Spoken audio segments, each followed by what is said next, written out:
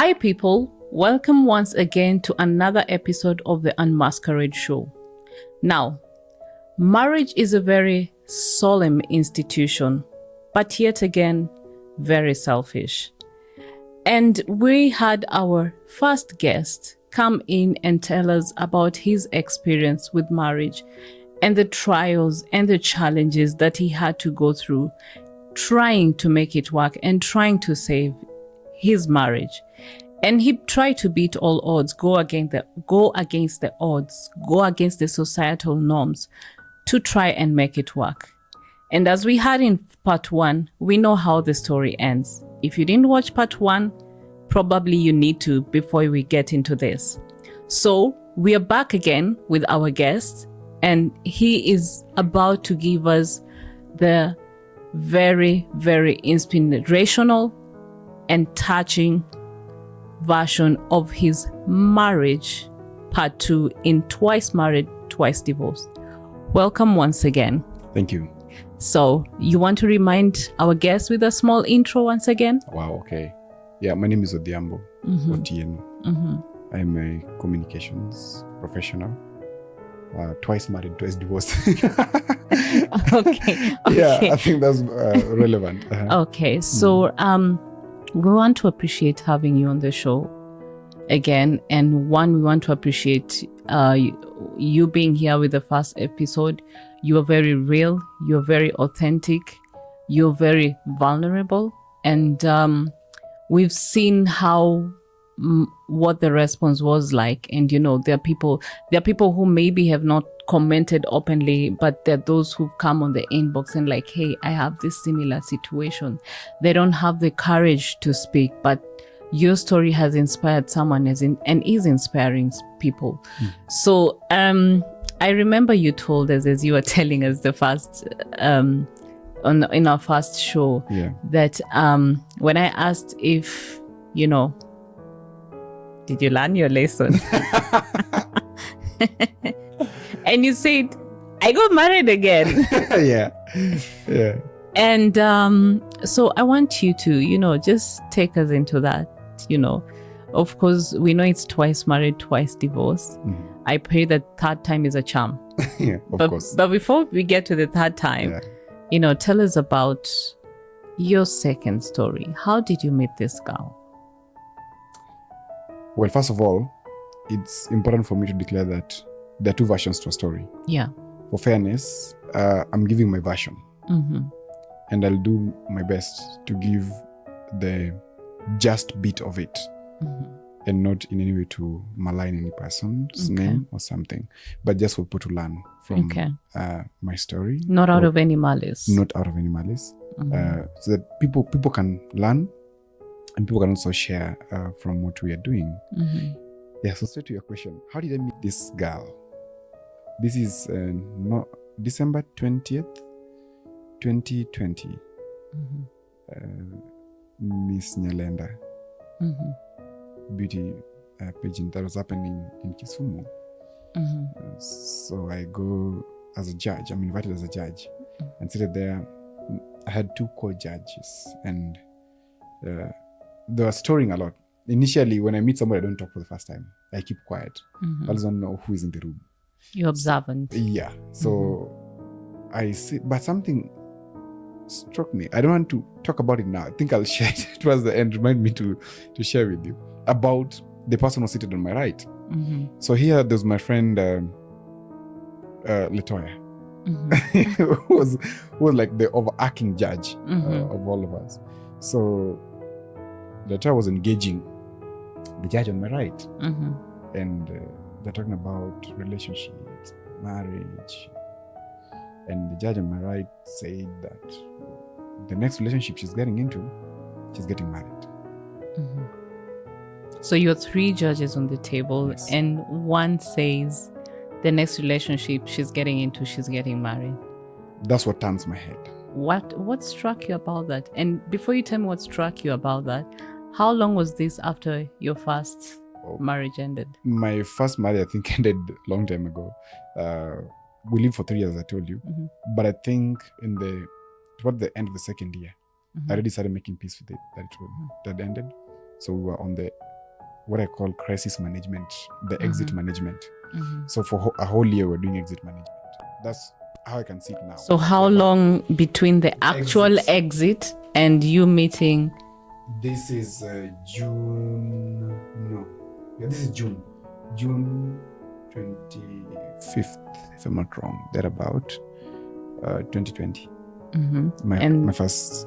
Yeah, when it ended. Yeah. Yes, like that's the day she left the house. Yeah, and, officially. Okay, and when did the next confusion start? The next experience started. Well, I met her on 20th, but the actual experience in our books, both of us concur, that started on 21st of January. So that's 6 months later. 21st of January 2021. That is literally 6 months. Yes. Yeah. Okay. So then she says, in the next relationship I get into, I want to get married. Of course, yeah. Why did that strike you? That's, well, it got me because I've never had a lady say that. So this person could be looking. And I also know myself, I could be the one. But let me confess this. Something ilinipata hapo. Oh, I want to hear that. And I question myself. And it's something very mundane. Allow me just to share it. Like, this lady was looking very expensive. Extremely expensive. I'm like, sounds a good one. I can try and match. She looks expensive, but I'm a man. I can give it a try. Because why am I saying she was looking expensive? The dress she put on, I know how dresses look like, and the expense I can tell you from just seeing the fabric and also the font she was having. Then she was very nicely poised. She had some elegance in her. I'm like, yeah. So I'll give it a try. Love at first sight? Not really love at first sight. My love grows. Okay. Yeah, I'm not a. No, it grows over time. Yeah. So I see her and I'm afraid to take her number or even to ask her who she is. So I wait for the MC Oye to introduce everybody. So as he introduces her, I take note. Okay, so she's called Take note. Okay. She looked like somebody. That's somebody. We may talk about her someday, but she looked like somebody. So that got me because there was familiarity. Then as we were ending, I did write my phone number on a piece of paper and gave it to her. Had you had a conversation? At the table. Yeah, we had a conversation. I was just like, so are you serious? You really want to get married in your next relationship? Yeah, I'm done with playing. I was like, oh, okay. That's beautiful. I didn't tell her what I wanted. I just like, that's beautiful. That's okay. And then you shot your shot by giving your number. I don't know if that was shooting the shot. I gave the number. Then I think 2 days later, I called her. So you exchanged contact? Yeah. She gave me a number, of course. Okay. So I called her and asked her out for a date. And she turned it down. I'm like, okay. She turned it down because she was at home with the family, not because she didn't want to. Yeah. And she was in, it was a very big family gathering. And of course I understood. I said, okay, we'll try again. So when we tried again, we went for a ride, a drive date. I was selling toothbrushes, I told you. So picked her from Kisumu and we drove all the way because I was supplying straight from Kisumu to Migori, actually up to the border of Kenya and Tanzania.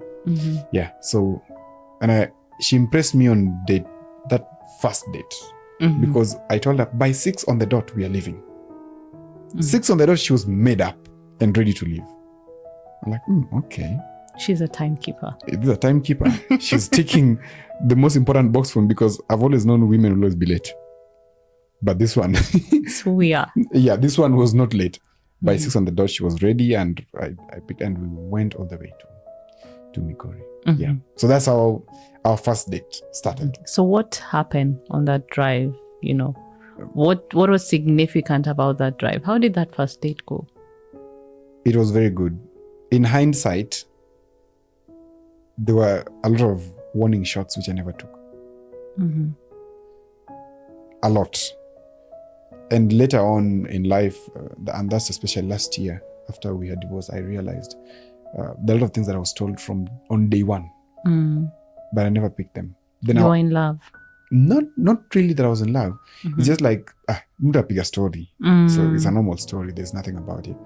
So in hindsight, that first date contained everything about her. That was a blueprint.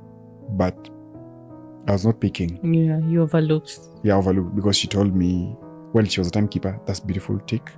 And she maintained that throughout. She's a prayerful person. That she maintained throughout until the time we separated. She didn't like relationships. That was there from day one. She told me I spoil good things. And she even told me accounts of how her previous relationships were broken. And not just broken, how she broke them. And clear analogies. But I was just like, a nice story. So for me, I'm like, that's your version. I would like to hear from their versions also. Because there must be some. I don't believe you're a bad person. I think I said this some time back. People look at you from how they are. Not from how you are. So for me, I was looking at her from how I am always, which is something lately I've learned. It's called toxic positivity. I overlook a lot of things because you always want to see the best in people. Even in the worst situation. And that's why I think I handle crisis communication nicely. Even in the worst situations, I look at the best of things. So yeah, I overlooked a lot of things. And that day one had everything in it that I should have maybe copied and worked with, but I didn't. So you have this first date, you go for a drive, and then what happens next? What happens next? We come back to Kisumu, and I drop her at their home, and that's it. Date one gone, yeah. So then, at what point did you guys decide to officially be an item? Like, okay, now we are dating. And how did it come to that? So yeah, I used to work in Nairobi for a political figure before, and I used to fly a lot, Nairobi. I was living in Kisumu. Then on this particular day, we were going to see the British High Commissioner back then. And as we were going to see the British High Commissioner, my boss then told me, hey, you now need to move from Kisumu because the campaigns are entering fever pitch. You need to be here. And like, okay, that makes sense. Plus, somebody I love is in this city. Yeah. Because I used to visit her like twice before. Twice a week, a month? No, like I had visited her twice. Okay. Yeah. Okay. So on this particular day, I did share with her like, hey, I've been instructed to be in Nairobi. I'm battling how to move, whether to leave my Kisumu house and moving in basically. And she told me, why not? Just come. Come, you can squat in my place for some time, which I did. So I went and lived with. So you moved in with her? Or you squatted? I squatted in her house. I squatted in her house for, I think, 2 weeks to 1 month, if I'm not wrong. But it was very intermittent because I used to come to Kisumu still. Yeah. So on February 21st, that's when we had our first kiss. We went to buy dinner. A month later. As we were walking back to the house, it's just a spark of the moment. We were in the Kasarani. Katikati ya manyumba. Yeah, so we had our first kiss. I was very shy, even to have a moment sexually with her, because I was like, I don't want to lose my respect. I don't want to see me like I'm a whatever. Let it come naturally. So I think we took like 2 months since I met her till the time we had our first intercourse. And later on she told me, baby, you're very shy. You're not giving in early. You're a patient man. Am I? I don't know. Yeah, so yeah, I waited, and when we had our... So why I say that is when I consider we started it officially. Is because for me, and also in the Bible, consummation cements a relationship. So what you're saying is intimacy holds a very high... You hold intimacy in very high regard, and that for you, intimacy is a whole new level of commitment. Consummation is very different from intimacy. Okay. Intimacy is the closeness between people. Consummation is the act of... Okay, let's go with your word, consummation. Consummation, yeah. So once you consummate that relationship, okay, then I'm like, okay, so we are dating. Before that, we got na pimana, like, you'll be the one. Yeah. Okay, so then how did you relationship progress from that on? Was everything okay? Did the issue start right from the beginning? Like, when did things start changing? Things were okay until when they were not. And when they were not was when the president was closing down. During COVID? During COVID, yeah. This was the late stages of COVID.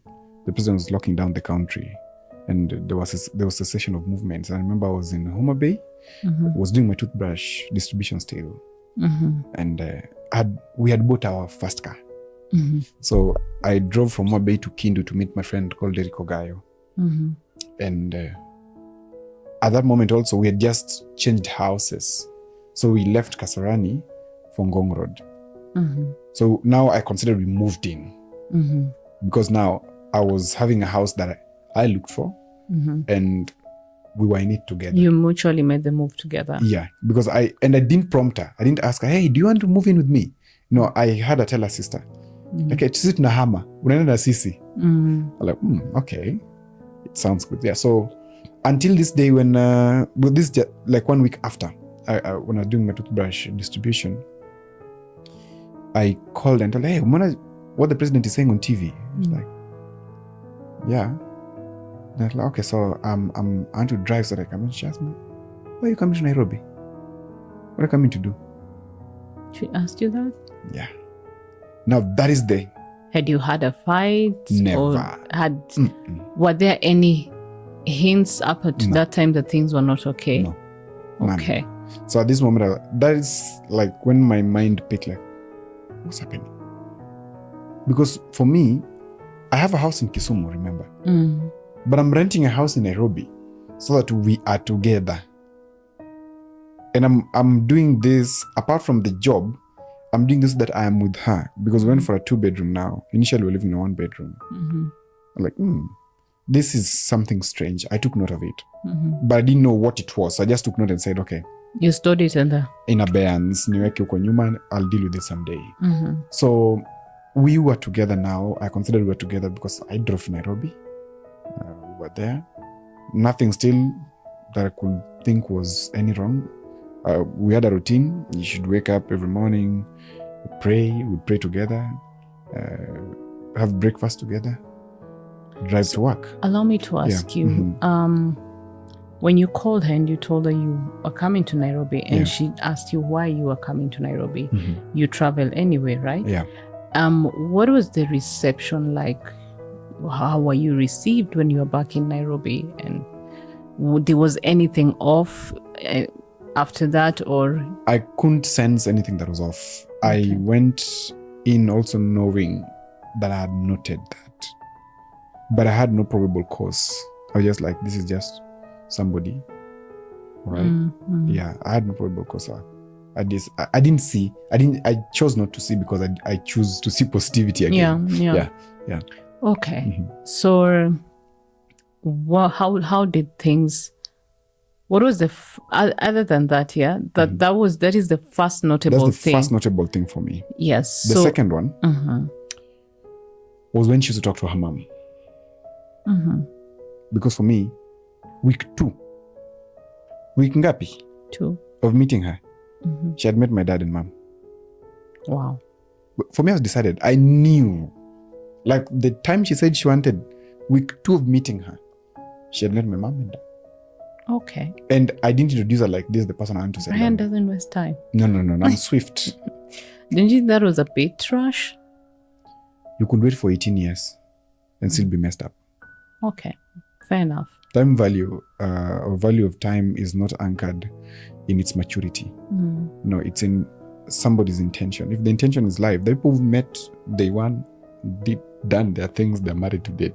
The others who waited for 10 years, they're still waiting to be married. So for me, I'm like, because I saw this is solid. And so, yeah.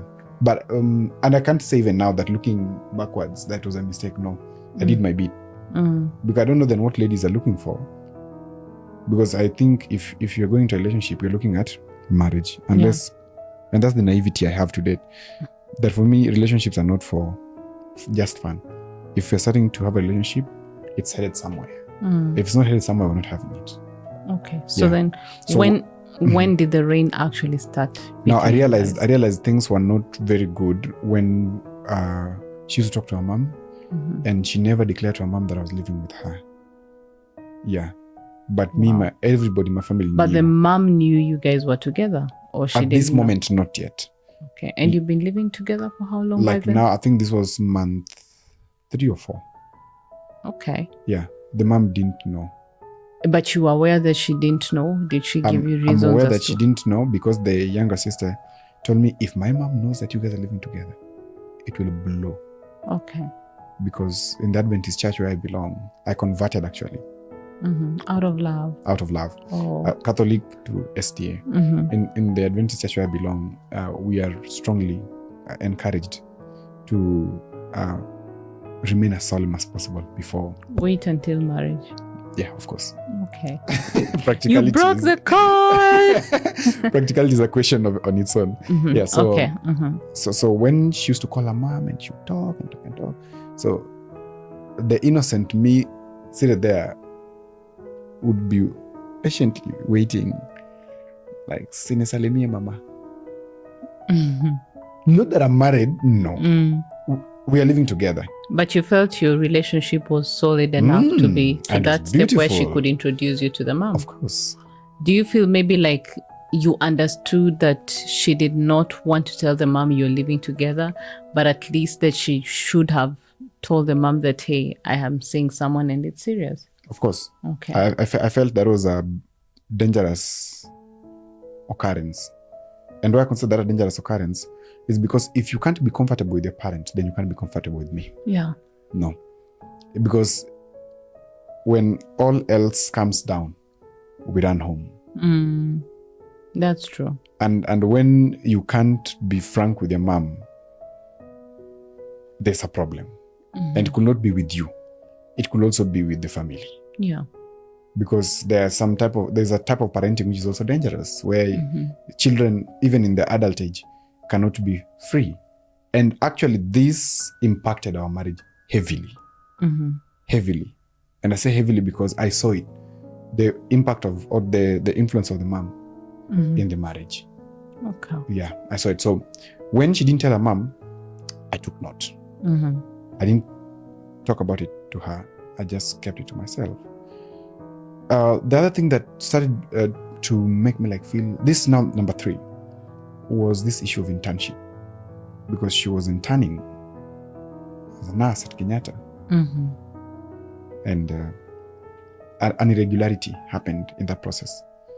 And a friend of mine, Delin Chanua, she told me, she asked me, "Hey, Odhis, how are you?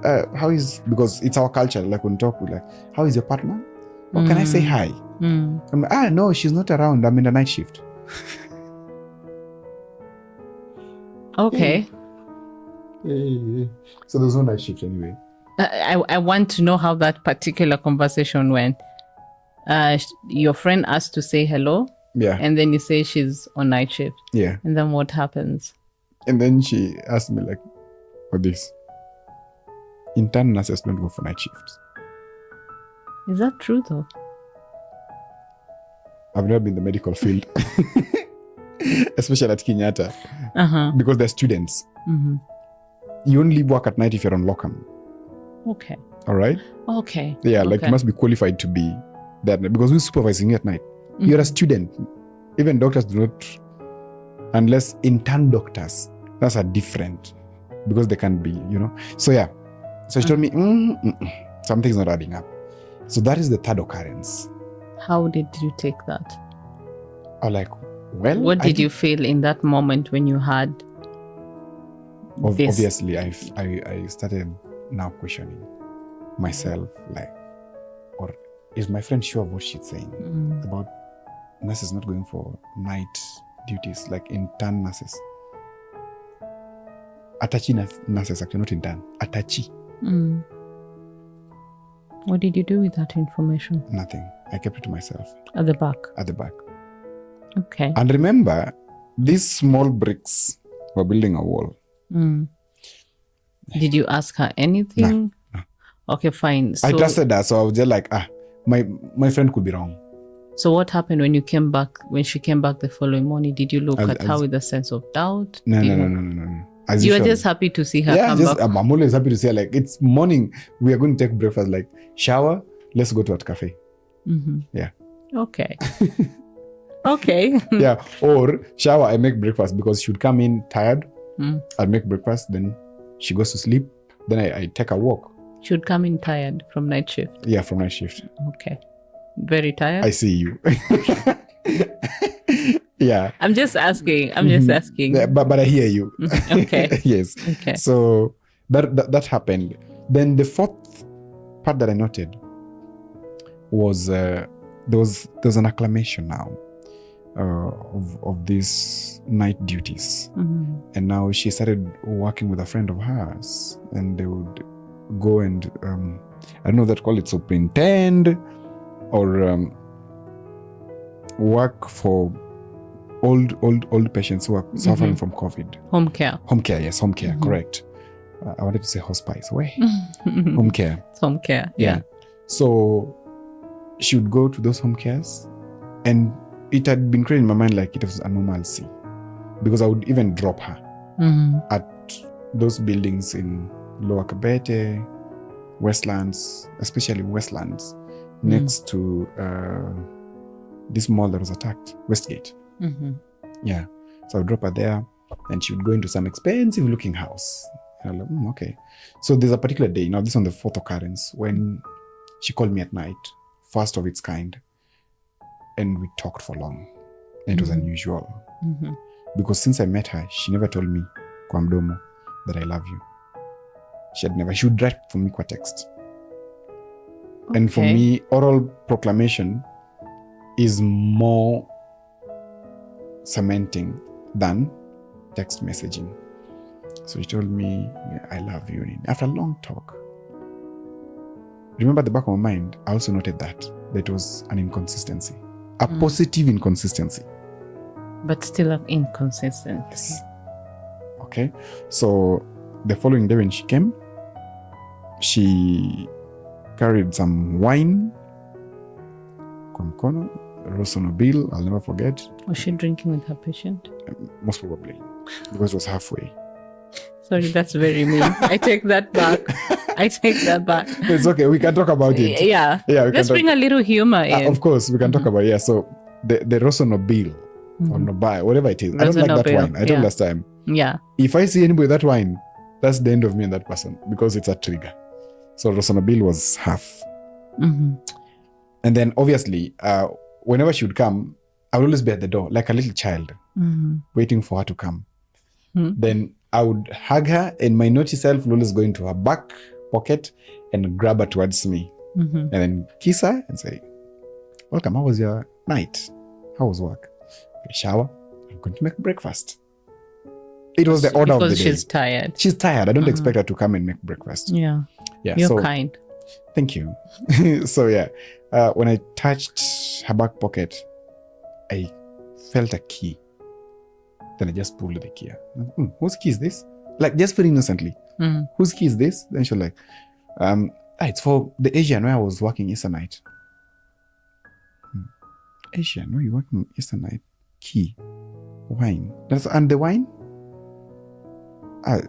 Walikuwa mekunywa wakanipatia. Like, Asian sick wine. Patient locked in. Locked in. And no. This one now was major. Yeah, it didn't add up. Yeah, and then the previous night's inconsistency, the positive inconsistency, things were adding up.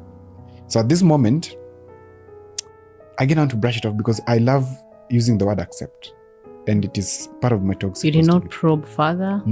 I just accept.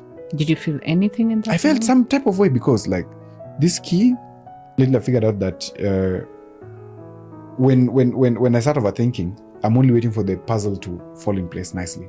Okay. So when that happened, it baffled me. And at that moment, my bathroom was leaking. Because when she wanted to shower, she's like, the bathroom is leaking, so we need to make it. Because zilikuwa zile bafu, I don't know how to explain it. I'm not a plumber, but it was leaking. So I had to call a plumber in very fast. And the bathroom and the bedroom ilikuwa hivi. Okay, so this is the door of the bathroom. Adjacent to each other. Of course. So as the plumber came in and was repairing, I was there. In the other room, there's a phone call being made. I have compound ears. I listen to insects moving.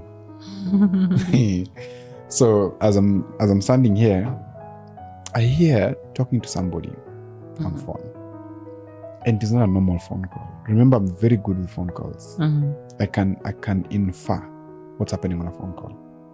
So on this phone call, she replies, yes, nimekuja na key, si utaikujia. Was that the Asian calling? The Asian. The sick one. Okay. The sick Asian was calling. Okay. Yeah. The sick Asian was calling. Very important to note. And the sick Asian was to come for the key. And the sick Asian was talking Swahili. Not that they don't talk, they do talk. But I'm saying this one, specific one.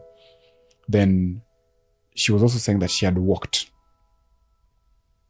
Okay? Remember, for the first time again, there's another negative inconsistency. For the first time during this time, that she used an Uber coming home. The culture was, I would always go and pick her. So that was another. So there was a positive and negative inconsistency in this period. And so I said, okay.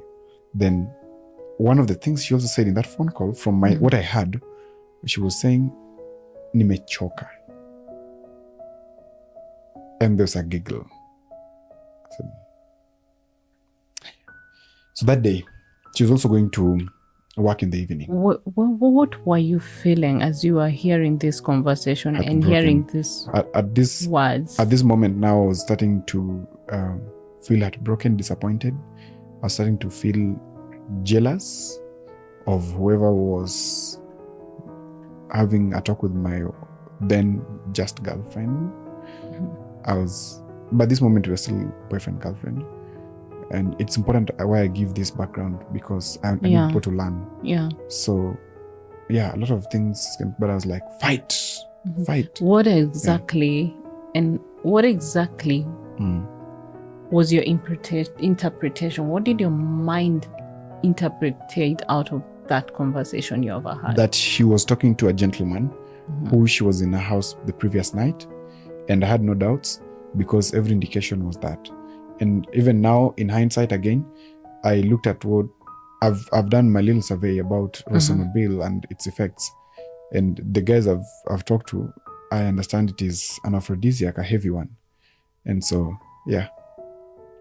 Okay, the fact that it's a heavy aphrodisiac does not mean that you have to act on it. Of course. But aphrodisiacs have that hegemonic power on us. So, yeah. Let's not digress. Let's not digress. Okay.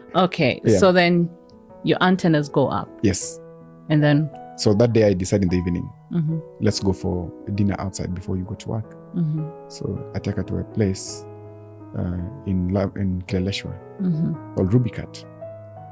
And as we go in, Rubicat is very private. So as we go in, I order for fish. Actually, you order before you come. So I had ordered. So tukiingia hivi fish kasaviwa. But she was again on a call.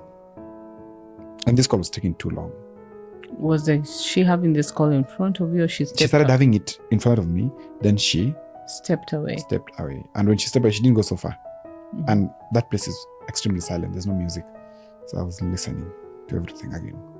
What did you hear? Because at this moment, so she was saying to the other person on the other side of the call that tumekuja penye ulinileta last time.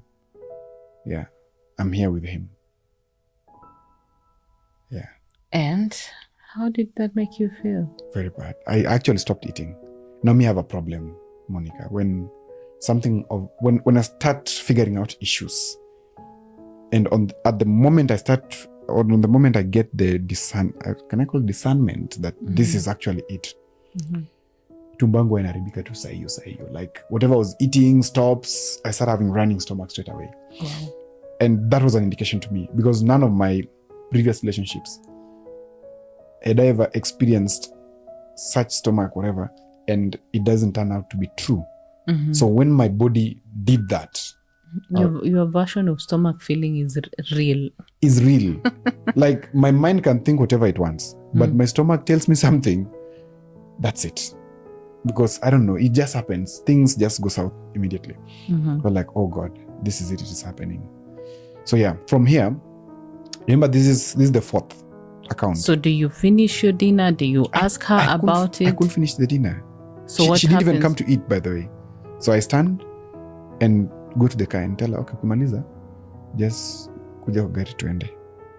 So I drive her without asking her to her workplace where she was. Was it an awkward drive, awkward silence, or you just had normal conversations on the way back? Well, I'm a very live person also. I don't pretend. So you are withdrawn. My stomach is off, so I'm withdrawn. Okay. I'm dealing first with the reality of my of your stomach feeling. Yeah, so we drive to her workplace, similar place like yesterday, and leave her there. She works. So now from there, I tell her, you will now be driving yourself and coming back. Did you actually watch her go in? Were you tempted to wait and see if she actually goes in? No. Okay. My mind had told me like, this is an alibi. It's not the real thing. I'm dropping her here, then she texts. You didn't want to wait and see for yourself if that was true? My stomach was really bad. Okay. You want me to do what now? Run with your stomach. But you get the point, yeah? Yeah, I get your point. So that's the fourth one. Now, this is where I sort of look at it, and this is where I think people can learn major. The cousin calls me, because from this moment, even without me prompting any discussion, there are calls of her wanting to leave my house, going to live alone. There's a call for separation, increasing call. Was she saying something, or was she asking? She was saying, I want to live alone. Like, my mom doesn't agree with us living together. And I'm like, okay. So had she told the mom at this point, or was just... Of course, now she had told the mom, or somebody had told the mom. Because and the mom asked or confronted? The mom must have asked or confronted. But you never spoke to her? No. Okay. So at this moment, well, I could get it. The mom really hated the idea of us living together. And whoever told the mom was not her. It could be somebody who was excited at meeting me. I know that person. And this person made the call. Yeah. So as this calls to exit increases, for me, I'm like, why are we separating? We've moved in already. We are a step away from marriage. And furthermore, all these things that are happening, in my view back then, these are challenges towards marriage. Like, there's nothing that comes easy. You know that thing that we're told. Normalizing suffering, very wrong. So we are here up to the time that this cousin of ours calls me and tells me, my brother, I want to talk to you. I know you love my sister very much. And I also love you very much. And I don't want things to go wrong. And this is what I would want you to know. You've heard recently that by then she was calling her, your wife wants to go. And I want to tell you the truth. Are you ready to listen? And I'm not telling you to leave her. I'm telling you so that you can make things better. Because you've shown me that you can make things better. Okay, what's happening? Then she tells me, so there's a gentleman who is in prison. Okay. Wait, let me sit up for this one. So this gentleman who's in prison has been dating your wife. According to her, she considers her my wife. Well, I also do, but we're not officiated yet. So this gentleman is a terrible hacker in this country. He's hit the headlines for robbing banks and KRA. Actually, banks across East Africa and KRA. And he's right now incarcerated. So this is his name. He gives me the name. She gives me the name. Then she tells me, surprisingly though, I need to also note that this gentleman, the wife you work with at your boss's office, I was trying to figure out who. It was too close home. That the wife was my sister from home. Like we come from the same clan. So like this thing is, are you sure about what you're talking about? Then she goes ahead to tell me like, your wife has been promised a residence in Kileleshwa or Woodley. Because the gentleman has residences in Kileleshwa and Woodley and a Range Rover. Because a beautiful girl like her cannot live in Ngong Road. I'm like, okay. It breaks my heart. Because now, this is a confirmation of a suspicion I had. The suspicion I had was that there must be somebody in my girl's life. But then I'm just curious, how was she maintaining a relationship with someone who's in prison? So the relationship started before this gentleman went to prison. Okay. For how long had he been in prison by the time you're getting the information? I think about 4 or 5 months. So is that... Like, does that mean before you really, moved in? Or? You know, there's remand, then there's prison. But they're in the same... Remand and prison is just difference of names, but they're in the same place. I get you. So he was on remand. As he was awaiting judgment, he was charged for trafficking psychotropics. That's drug dealing. So when you say 4 or 5 months, does it mean that at the onset of in the early stages of your relationship, she was with this person? So I asked the cousin who is talking to me, I asked her like, okay, so when did they meet? Because maybe niliingia something that had been continuing, and that will not be fair. Because then you just need, by the way, I am extremely positive. I wanted at this moment to check out if that gentleman was already in her life before I joined. You wanted to know the truth. Yeah, then she told me, no. I'm the one who introduced them. At Lavington SDA Church where you pray is where that gentleman used to pray and used to lead the choir there. But why would this person come and tell you this information about her cousin? What do you think was her thought process? Was it from a point of jealousy? Was it just from a point of, you're a good guy and I think you need to know? Where do you think she was coming from to snitch on her cousin? I would have liked to throw that question back to you, but I'll answer it. And I'll answer it in retrospect. Because I'm sure that's something that the audience will also be asking themselves. I will answer it in retrospect. Yeah. That I would like to know the truth and the whole truth and nothing but the truth. She stands for the truth. Look, many gossipers or gossips, or I don't know the right term, are always considered to be malicious. Often more than not, they're not malicious. They only try to reshare whatever they had. The only thing is that meaning is lost in translation. True. And so there are a lot of additives that are put in.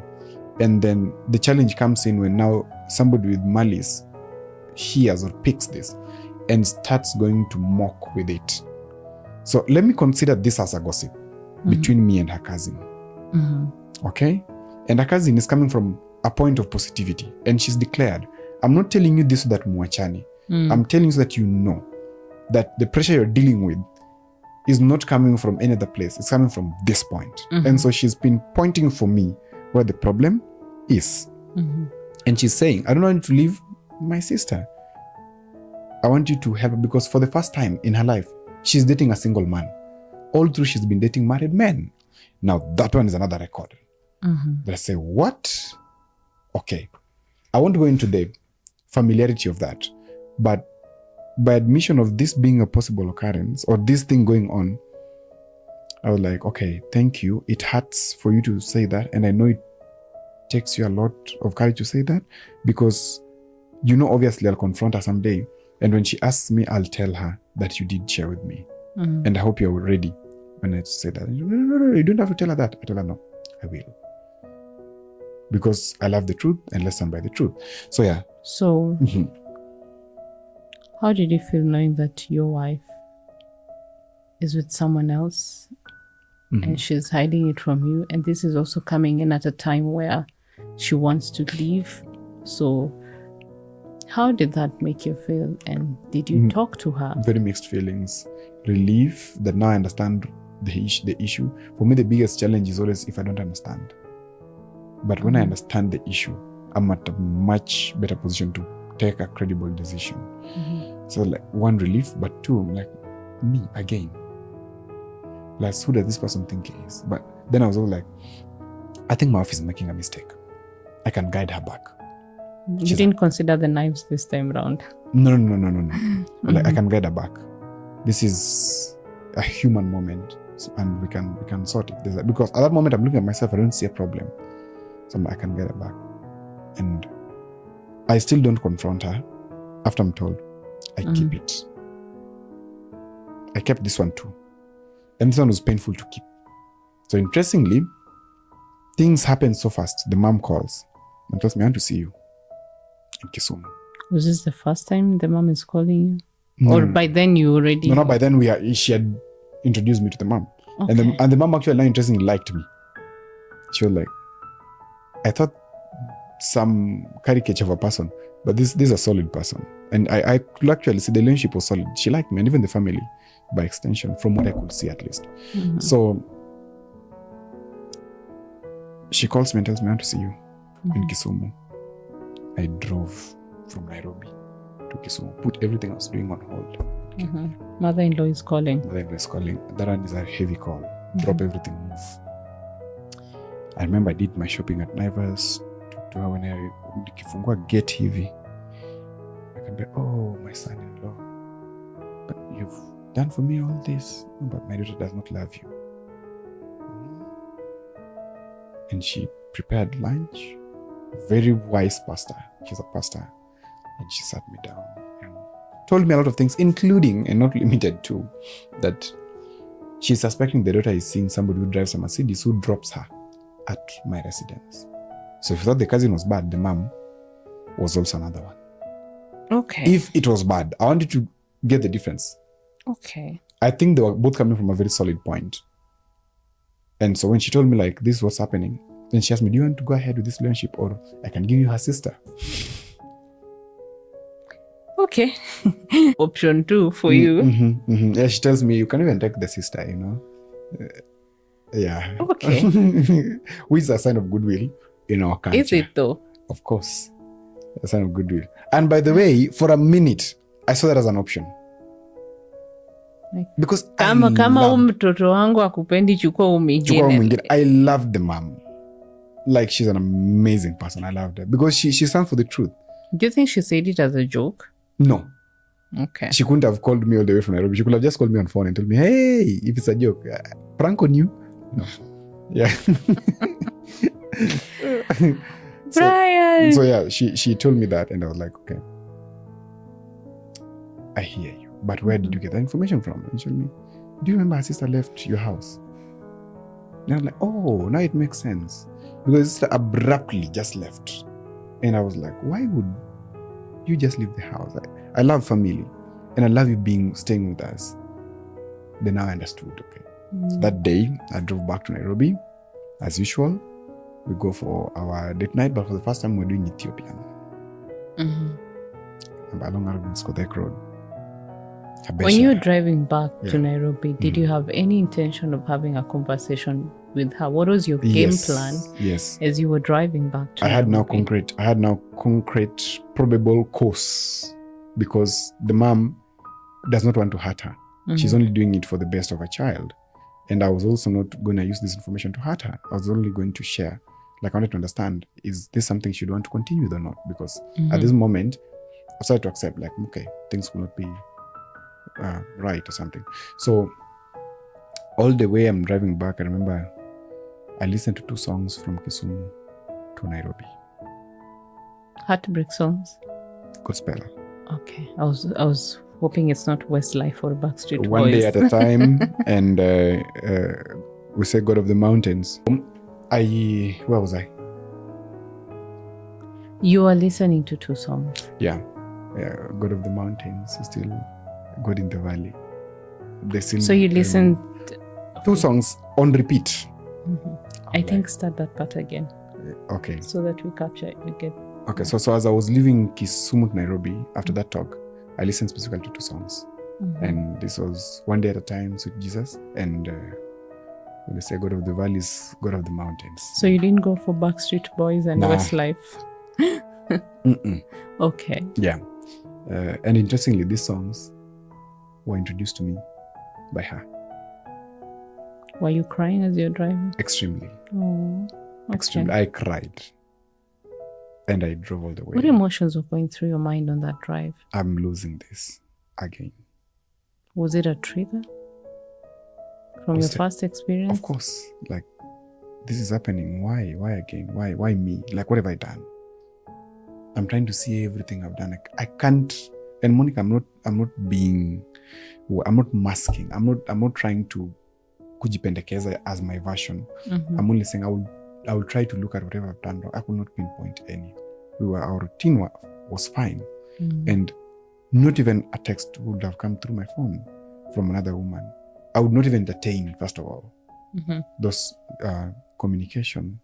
So you had learned your lesson. Of course. And so I was like, this is just weird. I need to have a talk with her to understand her perspective. I really love this girl. She brought me very close to Christ. And I felt like I need to correct what's going wrong. This is the devil. Okay. Yeah. Sometimes the devil, he has names like, hey, what did I do now? Yeah. Okay. So there was that moment where I was like, this is the devil. I need to pray. And this is not happening to me again. Went to Nairobi, took her out for our date at Abesha. Abesha, first time. The food was bogus. And I remember we didn't even eat. I asked her, so I'm from Kisumu. Okay, please edit that Habesha part out. Is it related issues? I'm from seeing your mom. And too many things are going on. What's it? What's this thing that you're not telling me? Because so many things must have happened. She kept quiet. We wanted her to talk. You wanted to hear from her? From her. Then I pinpoint and tell her, okay, so who is this? Why is he dropping you at our residence, whereas you even have a car? At this moment, you're having 2 cars. You have one that you can use and I have mine that I can use. What's happening? I don't get it. I need to understand. And the biggest question now than anything else, these stories won't help me. Tell me, have you guys had sex? Because I told you, for me, consummation is everything. Yeah. She took some time, then she told me, yeah, we've had sex. I was here. How did that feel? That felt... Especially as a man, knowing that your wife has been with someone else, and to the point that she can say, hey, it actually happened. As I said before, I love honesty. So yes, I appreciated the honesty that she actually admitted, because I just needed clarity. Don't lie to me. If it happened, it happened. But getting it from you is much better than hearing from people. Did you feel in any way that touched on your ego as a man? Did you find yourself questioning yourself for a moment? If you are man enough, why would she do this? Yeah, trust me. What do I lack? Trust me, in so many years of my life, I cannot define what an ego is. I never want to, because I hear people talk about it. I've read a whole book by Ryan Holiday on ego is the enemy. I still can't put a face on what ego is. So, but it hit on you as a person. It hit on my personality. I want to focus on that, because nothing warranted that to happen. In my view, and my personality did not welcome defilement. That was defiling our relationship. That was adulterating our relationship, because I look at intimacy that you're talking about as gifting. I present myself to you as a gift, not touched by anybody else. I'm a preserve for you. And so if you're a preserve for me, it feels nice. It's more intense in that way. But if you give me yourself as a remainder of what other people have had, I feel like, no, you don't value me. You're giving me a remainder of you. Can I have the pristine bit of you? So I felt like another man accessed my wife or girlfriend at this moment. No. Right under your nose. Right under my nose, and we could not put. As when I started figuring out, this girl has many lives. Because there's a life she was presenting to the public, which was beautiful, nice, whatever. And I also loved it. Then she had her private life with me, which I loved very much. Then she had her secret life. Well, all of us do, somehow. Yeah. But now when I got into this secret life of hers, because this was now the real deal for me, because somebody who can access your secret life, then that's somebody who knows you properly. That kind of got me itchy. And from that day, I had a talk with her, and I thought she would change. How did you conclude that conversation after she admitted? I never wanted to lose her. So now at this moment, it's not about love, it's about loss. Okay? And I hope people learn from this. If it's lost, it's lost. Accept. Do you feel your thoughts were crowded by the fact that you did not want to have the same experience again? You didn't want to go through another separation? I didn't want to be counted for women that you fail in a second one again. Because I couldn't see my problem.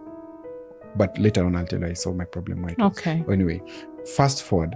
This 1 month, between this day and a month later, there's another mistake that happened. Again. Now, these things were just too much. And I think now it was normalized. I was trying to normalize them. It's okay. These things happen. So now she was doing an intern at the place where I got her a job. And it was painful that this could happen again.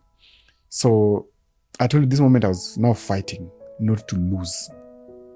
The love is gone, but I'm fighting not to lose. I don't know how it sits. You're fighting not to go through the shame again. Yes, I think that's the right term. Not to go through the shame again, because I'm very proud of my women. I always introduce them nicely, and you will know that Odhiambo is in love again. Yeah. So on the second, this other mistake after this prisoner guy, I told her, I need you to change so that things move. And she told me, I don't know if I want to play with boys. I don't know if I want to really stay committed. At that moment I said, Nimanza could disconnect. Sasa, ni sawa, whatever comes. I'll stay in it just to protect my name. Let me not go through shame. How I wish I knew back then that nobody really cared. I thought everybody cared. Yeah. So I became nonchalant onto our processes and everything. I will just keep the routine, but I started withdrawing. But then at this moment, she surprised me. She started behaving well. When I started withdrawing, she behaved very well. And she even pushed us to go for the ratio. Now officiating our relationship. Have a traditional wedding ceremony. Yes. And we had it. And I asked her even on that day, as I was having all my people in Bondo, I texted her and asked her, hey, are you certain you want to do this? We can call it off even now. Something in me tells me it's not sitting well. Like, you are late. You should be already here. Let me just ask you, the friends who took you for that Turasho ceremony, did they know what was going on at the time? No. I think there's only one who knew, but also remotely, because I don't also lay it out You there. protect your women. Yeah.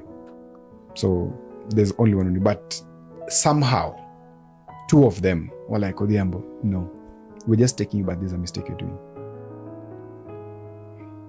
You can imagine how I felt. I was like, this is my day. What are you talking about? Don't tell me about what you're saying. In fact, I don't know what you're talking about. This lady's the best. That's why I'm marrying her. We did our show. We got done. Went back to Nairobi. And that day we did this ratio was the happiest day of my life. And I remember dancing thoroughly. Kasimama mpaka juu ya speaker. Danced in a whole white. I cannot imagine you doing that. Oh, you cannot imagine. It was nice. So yeah, so fast forward, 2-3 months later after marriage, things go south completely. And how it went south was One, there was withdrawal from sex. From who? You or her? From her. And she told me, that's the first time I heard of a term called asexual. She said, me, I'm asexual. I'm like, then, but we were having it previously so well. No, I don't, like you think about sex all the time. Okay. So on the 3rd month, things went completely south because of a fridge issue. Fridge. Mm-hmm. And I felt it was just a trigger of things that were piled up for a long time.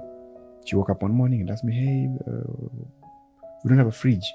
Fridge, you were to buy in Monica. She told me she did me a favor by marrying me. A favor. Ushasikia confusion kwa kichwa?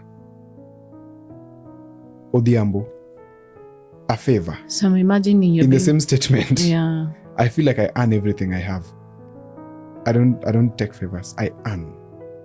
If you give me a favor, literally I'll run away from you. So it was a way of saying you didn't deserve her, and I was like, at this moment, you're saying I didn't deserve you. Or that she deserved better than you. Yeah, then I asked her, what did you deserve then? Because I remember like the journey we've walked. If it was different or there were better people, you'd not be with me. Yeah.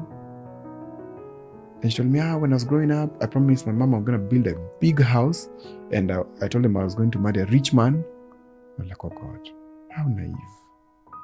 So she said she wanted to marry a rich man. I told her, but I'm 28 back then. I'm 28. 28, living where we're living, where people are very established. And we're having 2 cars, and you're having your career going, and I'm having my thing going. What are you talking about?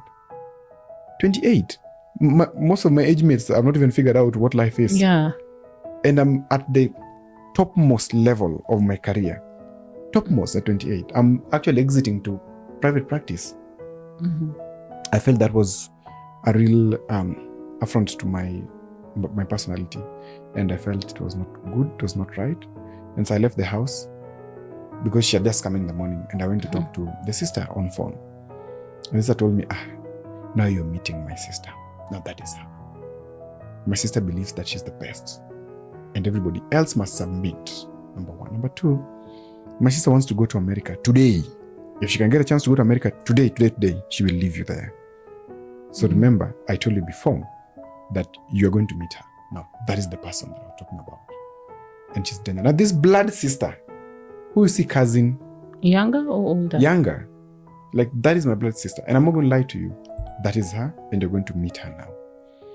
Now, the drama started unfolding. Now, she would go to expensive sports clubs. She had some funny friend who would come by, and they would hang out most of the time. The friend would come in on Fridays. The friend would come with her sisters from wherever. Take my wife, waende nje, wapati, they come tomorrow morning or even at night. And she was not a drunkard. The first time I was seeing her drink and stagger. It was bad anyway. So as things progressed, one particular day, I had a client in Kisumu who was quite paying for my trainings, because I told her I pivoted now into trainings, and she was paying me very well. And this client of mine would give me deals every time in Kisumu. So, and every money I would earn, I would send to my wife. Every money. I'd tell her, okay, I've earned 15K today. You retain 11. I remain with 4, just from where I sleep, and maybe to top up the fuel as I come back. Because I'm a firstborn son. And so once I have money, I'll always be thinking, who doesn't have what? Yeah. Okay. So she held it for me. So the reason I'm introducing this particular client is because of the events of 25th of April, which was a birthday. 25th of April, I held a nice birthday at one big hotel in Nairobi. A birthday that I've never even held for myself. This was a 30th birthday. And as we holding this birthday, I was the only man amongst her friends. So then I was on my phone because they were chatty. Like, let them have their space, let me do my thing.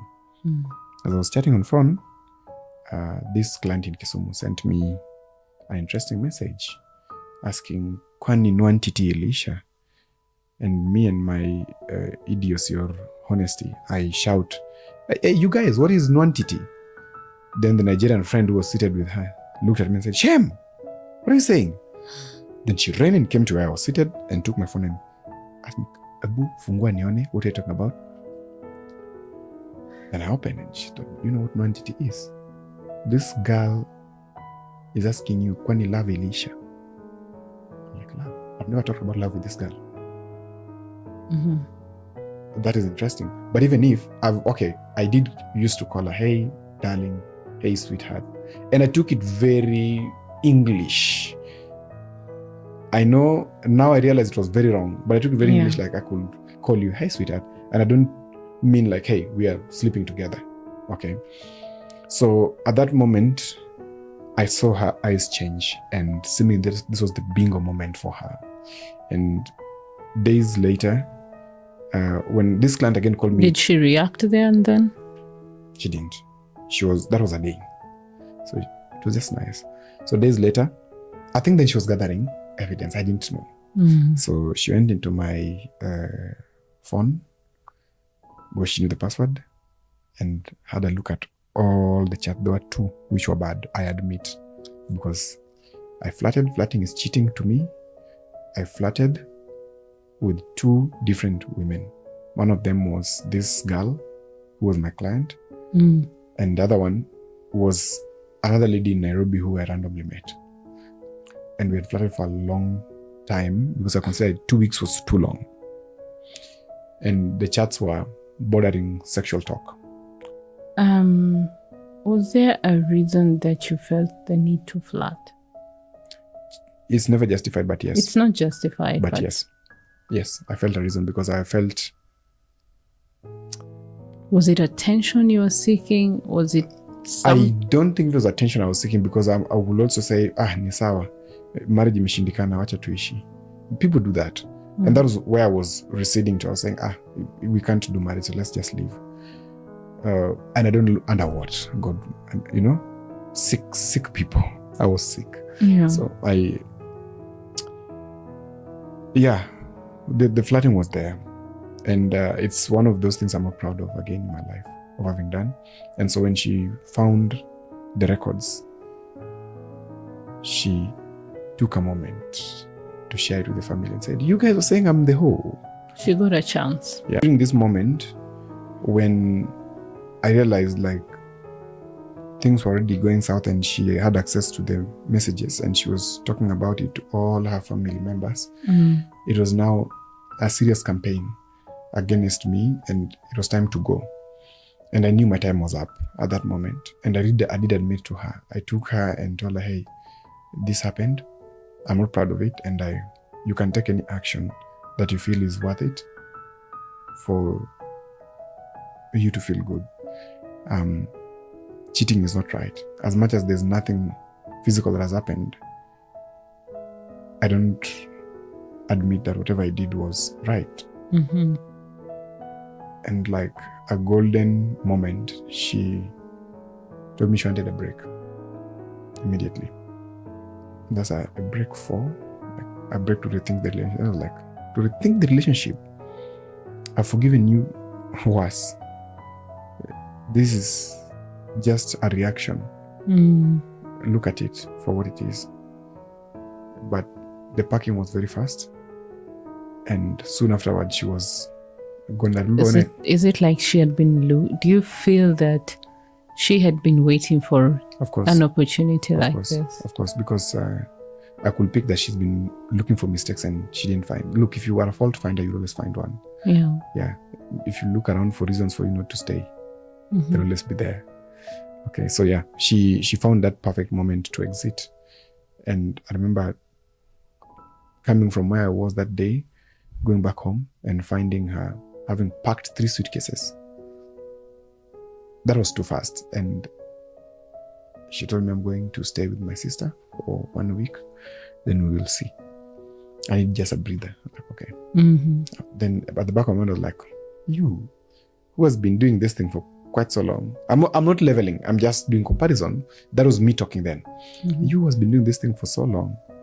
You can't handle flirting. What a You chocolate. felt she was being unfair? I didn't feel she was being that was conversation with myself. Mm-hmm. But do you feel she was being unfair in making the decision to leave over Of course, text message. Because I know if I did something solid, I would told her, ni sawa enda. Yeah, I would not even want to hold her for another minute. So anyway, she had to. She packed those 3 bags, and my character, I will always take you where you want to go. So I carried the bags into the car, drove her to her sister's place, and I remember when she alighted from the lift, from the car, as I was taking those bags towards the elevator, she gave me a smile that I've never seen before. It's a smile of relief. Of relief. She was so relieved of me. I could see that. Did you have any last words as she left? She just went. Then, so I think this is like 2 weeks later, I was writing emails, letters every day, waiting for her to come back. For a child. Yeah, to receive her the way I used to receive her in the morning at the door. I was looking forward to her coming back, basically. I was like, this is enough punishment, because I punish myself enough. You don't even need to punish me. Yeah, so when that happened, 2 weeks later, a month later, the sister told me, Mugu. Yeah. The sister told me to go and take her to work in the morning. I'm like, okay, I'm coming. So I just bought a Mark X back then. This was after now I'd lost the other car. Story of friendship. Someday we'll talk about it also. So I came into the house of the sister, but when I sat there, I saw a Chanel perfume, which I've never been affording in my life. I saw a bouquet of flowers, which were all preserved. They were like 2 or 3 days old. And so in my mind, I was like, the sister is not this. The sister is so street. Simu to flower and a perfume. So I knew who this flower and perfume were for. So as I was driving her to work, I asked her, because she's been my buddy. I asked her, like, what's going on? She told me, like, yeah, the people were trying to cut her, but you should not worry. I don't see a problem between you two. You guys should be able to mend this.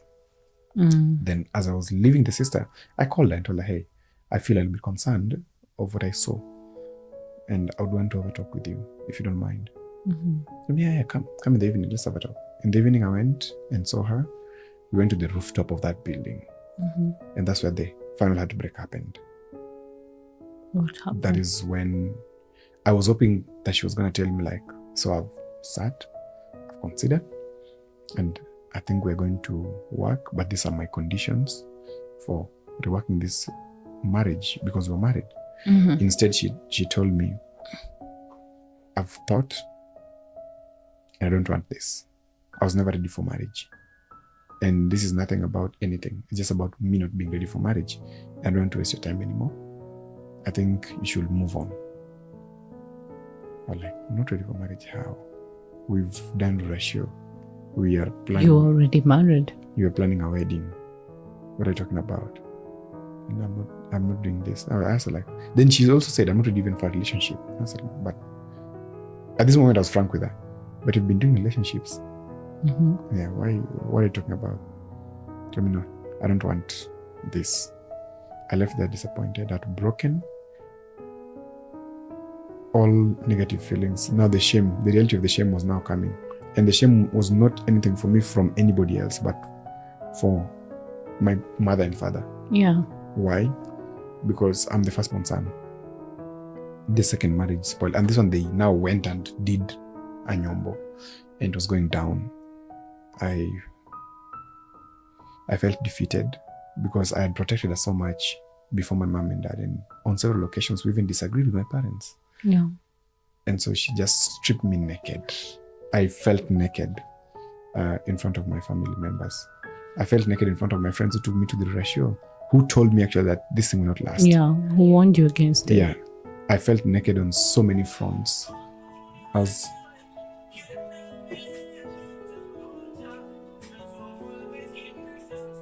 was like, this is just so bad. I cannot work on it anymore. I just need to accept that this has happened and move on. But yes, I left there, went to the house, and things went south further for me. I thought I would handle it because I was always positive, but this one took me down. This one re-engineered my view on life and human beings. This one fundamentally affected me because I no longer see people from how I think they are. I see them for who they actually are. Okay. And I've also learned that the biggest mistake I did was not creating boundaries on the onset. Because I didn't say, hey, this is wrong, I don't do this, I will not accept this. I let things go. And I realized women and also men hate gullible partners. If you're gullible, the level of disdain just goes up. And so you are disregarded. So I feel like she realized I was gullible because she would talk to me on the phone she would put the signs all over, but I would not get it. Yeah. And so she hated that bit of me. And the biggest mistake I ever did was not calling her out when I should have, because she was now wondering, why am I putting now rules, or why am I trying to raise concerns towards the end? Whereas I've always been accepting, so it was unfamiliar. You tolerated it. I tolerated them. So I learned that people maybe need to have boundaries early, because strong fences make very good neighbors. And we also reflect our parents. We do reflect our parents a lot. And when I went for therapy, I picked this from the therapist when she told me, like, you are mirroring your father and how he has lived his life. Details for another day, and that's why it gets me emotional a little, because I had okayed emotional abuse as normalcy, because I'd seen it growing up in our home, and I thought this was just okay. But now I realized it was wrong. Do you feel like you realize you were reliving maybe a childhood trauma that you'd grown up observing? Yes, because it was normal for me. I could handle it because I saw this happen in our family. And so I could handle it because just a woman being randy is not an issue for me. Yeah. I saw this happen. Just a woman being disrespectful, I didn't think it was anything because that is their nature. I thought that was their nature at that time. But so my therapist told me, no, that's not how things work. And the problem is you actually. And not in a bad way, but your childhood was messed and you have to bring yourself up once more. And that's the challenge that many of us millennials don't understand still. That our parents lived a lie with us. They prevented us from seeing realities. And so we lived protected lives, and divorce was not mentionable and all matters like that. So yeah, I learned my lessons. And all I can say is that people can waste your time. Introspect a lot. Find what you really want in a marriage. I love the institution of marriage more than my partners, that I will say any day. I love the idea of being in a marriage than anybody I'm in with it. But then let me ask you, Brian, what was it like for you going back to your parents a second time and facing them with the disappointment of, hey, I got married again. I thought I did it right this time around, but it didn't work. How was it breaking? Your guess is as good as mine. That I have a mom who is a satirist. I don't know if that's the right English term to use. She loves satire. I told you, you know. My dad is very accommodative. He's very understanding, because I think my dad, when he sees that, he sees himself. So like, oh no, it's not. So I think he quite understood. And so he's never criticized me to date. But my mom was all over. Do you feel like, because also one thing we are big about on this show is mental health. Yeah. So do you feel like, because I know there's a lot that you've had, a lot has been said to you, to maybe ridicule you or to belittle you. Number one, I want to ask, do you feel like you got the support that you needed to navigate these breakups and these divorces and these situations? do you feel you got the support? And if not, what do you wish would have happened different? And I ask this knowing that there's someone who's probably going through a similar situation. I have particular people who have been supportive. I call them the rivers that never dry. They will always stand there. I don't know if I can mention them, but I have them. Yeah, I have Vitalis Obola. I have Diana Rakwach. Diana Rakwach is my biggest critic. We fight a lot, but for a good cause. I have William. I have John Riaga. I have Weekly Fodera. These ones are my warriors. These ones don't care who I am. These ones will take a stone and beat me. And then they'll be like, hey, now come. That's what we were saying. Yeah, so they've been a support system throughout the 2 marriages. These ones and have been. And tech is not mentionable because tech is overhacking. Tech has contained a lot of bullshit from me. Tech has cried with me. Like, her space is prime and supreme in my life. I think I've given myself into her quarreling me if she wants to, which she's never done. But she has an absolute free ticket because she has seen it all. And so when she says something, I listen a lot because she can see better. So yes, I've had the support system, but I've also had the ridicule system. And I always say, kutawaliwa ni hiari. Okay? If somebody is laughing in my face, I disconnect. Life is so unpredictable in that death is so definite and final in its happening. So when I see people ridiculing me like they did, some of them did, I feel like I don't have much time to live. And I'm not saying that I'm dying any day soon. No, I could hit 101 like my grandmother. But death could happen. And I don't want to live with regrets. Yes, there are pending issues in my life in the 2 marriages. The first marriage was about the child. This marriage was what I could have done better. And how I could have prevented it and preserved myself. But I don't want to like have them linger for a long time because things must move on. And so I don't want to encourage that kind of energy. And so I'm also encouraging those who are watching and listening that do not encourage negative energy into your space. Self-correct. If you're genuine enough with yourself and allow your conscience to be, you'll self-correct. And people who ridicule you on your failures do not know that the surest way to success is experiment. And multiple failures could lead to something good. Yeah.